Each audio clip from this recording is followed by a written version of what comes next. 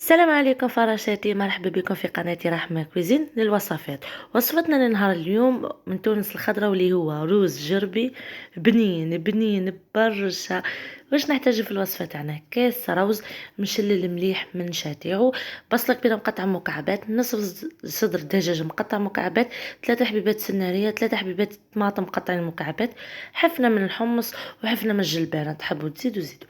الخضرة زاد اختيار مين هذا الأصلي، مع 3 مغرف زيت زيتونة، نصف ربطة معدنوس، ولا زاد اللي ما يحبش معدنوس ما يحطش، قطعته مكعبات صغير. خلاص التوابل عندك الزعتر وكليل الجبل وورقة رند، الثوم كمية ملاحة، مغرف هريسة كبيرة، زوج مغرف طماطم كونسيرف، التوابل عكري حار حلو، راس الحامض في الكحل زنجبيل وكركم والقزبر وشوية كمون. كتروا من القزبر، زيدوا شويه ما هكا على الطماطم كونسيرف، وفوق الطماطم كونسيرف ديروا شويه السكر. ديروا بيديكم مليح، دخلوا الاعشاب العطريه الدجاج، لا موطارد زاد حطيت فوق الدجاج باش تطلق لي البنه.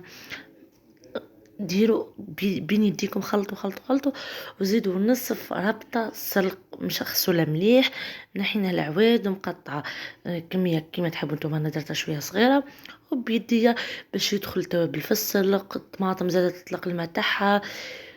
خلطوا مليح قبل ما تحطوا. تحبوا هنا الزيتونة تزيدوا زيدوا، لا خاطر هما التوانسة يخدموا بالزيتونة.